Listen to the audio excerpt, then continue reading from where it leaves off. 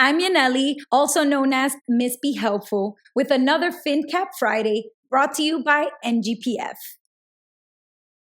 The first financial trend of 2024 was made popular by a TikToker with over 600,000 followers named Lucas Battle.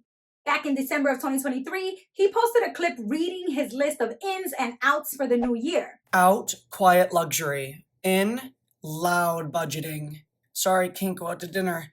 I've got $7 a day to live on. That first item from his list went viral because people love this idea of loud budgeting and they liked flipping the script on that 2023 trend called quiet luxury, which is something that's usually associated with the super wealthy. Quiet luxury describes buying timeless and understated pieces that look expensive due to their high quality materials, but not because they're flashy or overtly covered in logos. The emphasis is not on being showy with your wealth, but it still assumes that you have wealth to begin with. Loud budgeting, on the other hand, is about keeping it real when it comes to your money. Loud budgeting encourages you to be open and transparent about when you can and cannot afford to do something. Or maybe it's not even about the cost. Maybe technically you could afford to do this because you've been crushing it with your savings goals, but you would rather spend that money on something else that's more aligned to your values and interests. From shopping around to get a great deal, to looking for discount codes before hitting that buy button, to proudly sharing your thrift store finds. This is all about being honest about where you're at financially. Because, well, that's the healthy thing to do.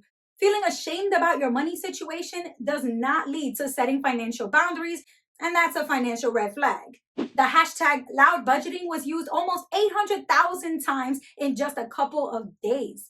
Lucas's original video about ins and outs had over 1.1 million views in January of 2024, and his very next TikTok dedicated to explaining the concept of loud budgeting got over 1.4 million views in just a couple days. Now, a bunch of TikTokers are jumping on the trend to talk about how they're using their money to pay off debt, how they track their spending meticulously, they use spreadsheets to keep track of their monthly savings goals, and how they set and stick to their budget using mobile apps. So apparently people are willing to do what they gotta do to get their money right in 2024.